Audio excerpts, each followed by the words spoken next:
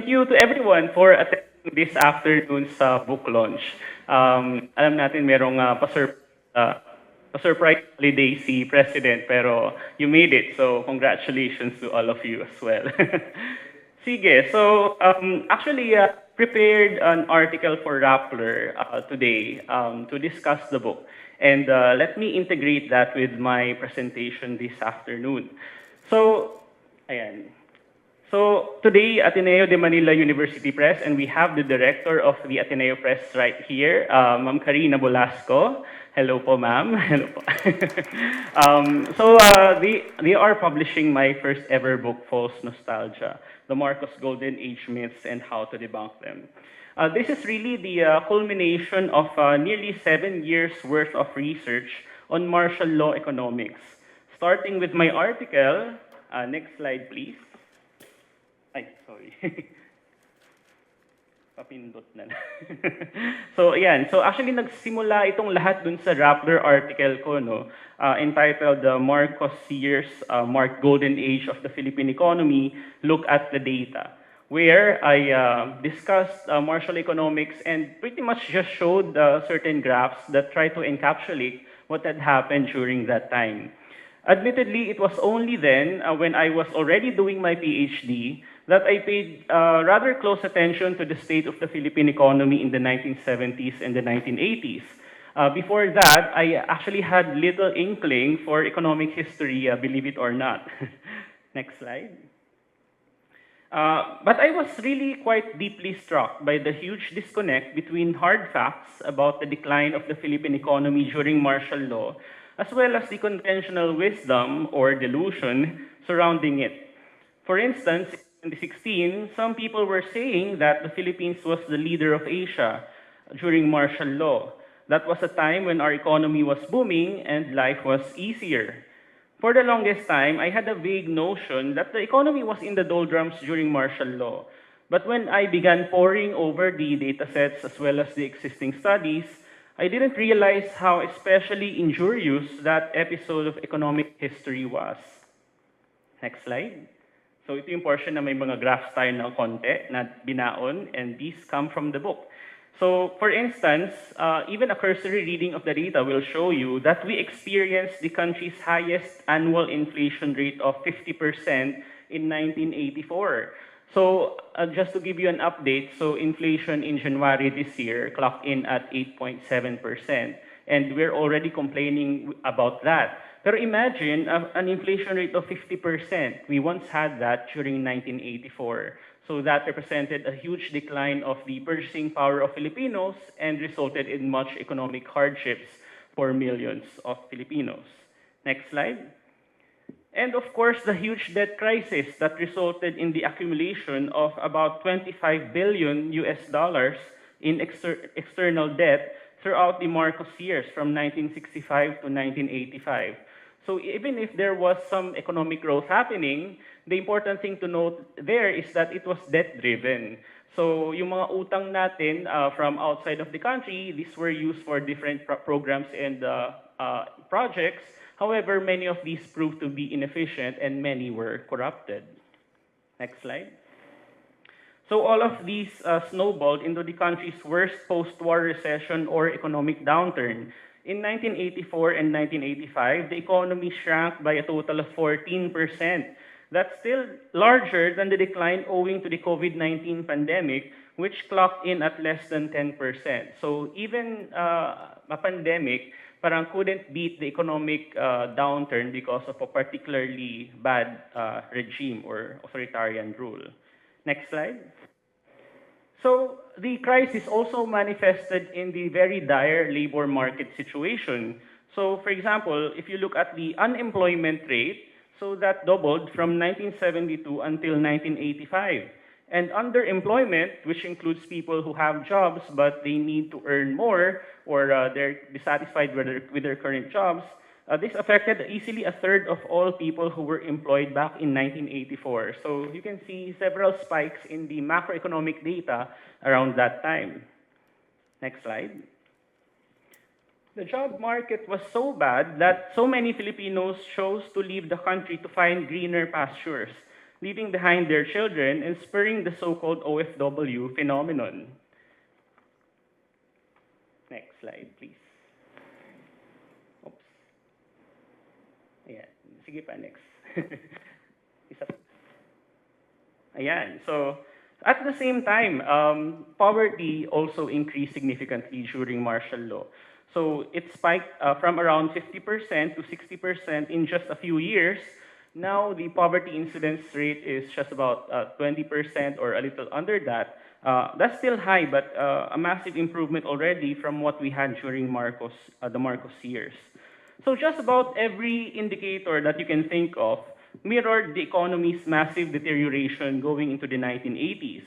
The Marcos years were definitely and objectively not the country's golden age, and that much is incontrovertible. But that only makes the spread of the golden age myths in the 2010s and 2020s, accelerated by social media algorithms, all the more frustrating.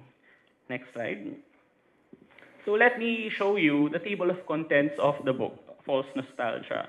So the way I organized this, and actually I got a lot of good suggestions from Ma'am Corina Bolasco in the initial stages of this book. So I categorized these golden age myths into three main categories. So the first one, the collection of myths purporting that the economy back then was some sort of carefree utopia. So from the time Bongbong Marcos ran for the vice presidency up to the 2022 campaign trail, we will be inundated with claims of varying levels of inaccuracy and, frankly, craziness. And false nostalgia is structured around these contemporary myths, ranging from the idea that we were the richest country in Asia during martial law, which is false. No public funds were spent for Imelda's hospitals, false. And Marcos Sr. invented Nutriban, which is also false. Next slide. Other myths include statements, for example, that we had the highest literacy rate in Asia, false, and nobody was poor, which is also false. So in general, if you listen only to the loyalists and read their posts on social media, you would easily think that martial law was nothing short of a carefree utopia. Next slide.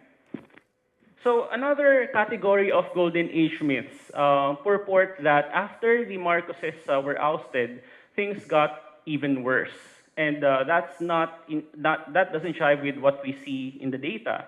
So equally interesting is that kind of myth. And for example, if you read the social media post, some people would say that Filipinos' purchasing power fell after EDSA and not before, which is false. Unemployment skyrocketed to 66% because of EDSA, which is also false. Some people say the economy tanked after the Marcoses fled, false again, and Marcos added just $1 billion to the national debt, which is also false. So all these, of course, are petty attempts to tarnish the legacy of democratization brought about by the EDSA People Power Revolution nearly 37 years ago. Next slide. And the final category, and one of the more interesting ones actually, would be golden age myths that try to explain away the purported riches of the Marcoses themselves, what you might call gold-related golden age myths. So depending on your source, you might hear some people say that, for example, the Marcoses got their riches from hard work and not at all from large-scale corruption, so false. That the Marcoses actually fought the oligarchy, which is also false, and this is actually one of the heftier chapters in the book.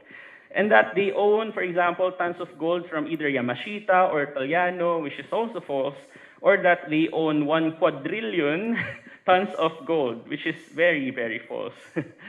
Next slide. So false nostalgia addresses these myths from beginning to end. So every chapter begins with a series of claims seen in social media, and in fact, many of these are rather viral.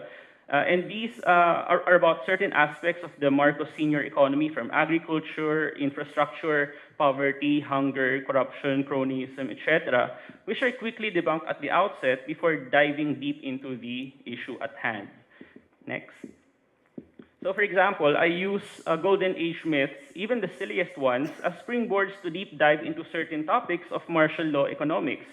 For instance, I use the erroneous claim that Marcos founded IRI, or the International Rice Research Institute, or that Marcos introduced tilapia to the Philippines to discuss the supposed golden age of agriculture.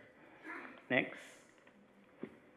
So all of these discussions, and I think this is one of the value added when it comes to this book, is that these are thoroughly backed by a plethora of data sources and past studies that I have amassed over the years. I hope students and researchers will find the references an invaluable resource, and in the appendix, I also added a table that neatly summarizes some of the key statistics to come out of the Marcos Senior economy as a sort of quick reference. Next slide. So, but even more than debunking the myths and facts, in my book, I try to envelope the statistics in stories and narratives. Study after study has shown that throwing data at people makes them hold on to their preconceived notions and beliefs even more. Stories, on the other hand, make data a lot more palatable or digestible. Next. So, for instance, I also use accessible language as much as possible, pruning the jargon but still peppering the book with graphs to the extent that I think they complement the stories and narratives that I try to weave. For instance, it's one thing to show statistics about hunger during It's one thing to show statistics about hunger during martial law, but another to see the emaciated figure of children victimized by the Negros Island famine in the mid-1980s. Next. So actually, in more recent times, so amid this plethora of lies and disinformation, academics and experts are thankfully, if belatedly, pushing back.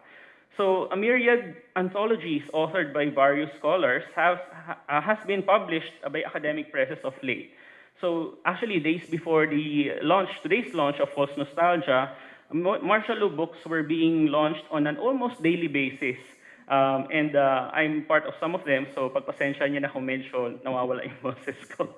But I'm just one among many to join the fray of these academics pushing back against the tidal wave of disinformation. Next slide. So while writing the book has been immensely gratifying, if not cathartic for me, I realized that it's just a springboard for more and even deeper conversations about a proper reckoning of the Marcos dictatorship's economic record. And certainly, I'm not delusional enough to think that the book, by itself or alongside many others recently published, can combat Marcosian disinformation on a sufficiently large scale.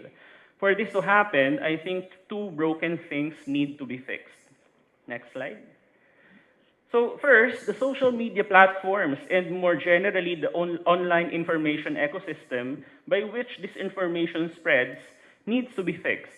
Unless major reforms are implemented in Facebook, YouTube, and TikTok's algorithms, we'll forever be trapped in silos and echo chambers, pulling us further apart and not together.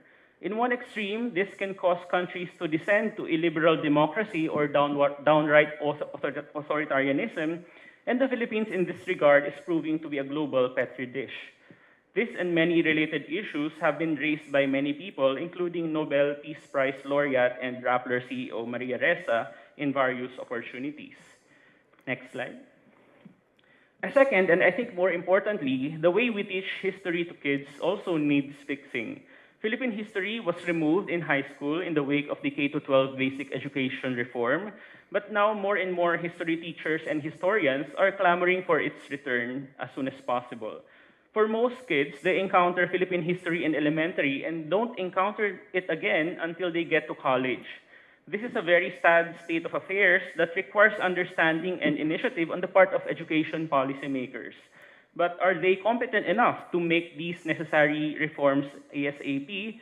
Is it even in their interest? Fact-checking and online literacy is another thing that can possibly stem the spread of disinformation and inoculate the newer generations from the viral spread of lies and myths. Success stories can be found in countries like Finland, and there's no reason to believe that starting them young, so to speak, won't work in this part of the world. There are also local success stories, including the way, for example, that my friend Mona Magnovelus, who's right here as well, aka Mighty Magulang on TikTok, has been creating content for youth who populate that social media platform. But integrating fact-checking and online literacy in the education system requires much initiative and political will. They say it takes a village to raise a child, but it also takes a village to raise a child who will grow up believing pernicious lies and beliefs that they will carry with them all the way to adulthood. Next slide. So in the end, I think fighting for the truth in the Philippines is going to be a long, hard slog. But what choice do we have? We can hardly curl up in a ball, however inviting that looks like. But you have to recall that the Marcoses have spent decades rehabilitating their image through years of planning, strategy, and patience. But if they can be diligent and patient, defenders of the truth can be even more so, in my opinion. Next slide. So at any rate, lies cannot live on forever. And there's that memorable quote from the HBO miniseries Chernobyl. If you haven't watched it, I highly recommend it. That stuck with me ever since. It was said there that every lie we tell incurs a debt to the truth. Sooner or later, that debt is paid. But we cannot rest on this fact, and we have our work cut out for us. Sooner or later, we'll have to exact payment for that debt to the truth. Thank you all for attending the book launch of False Nostalgia and looking forward to our discussion later on.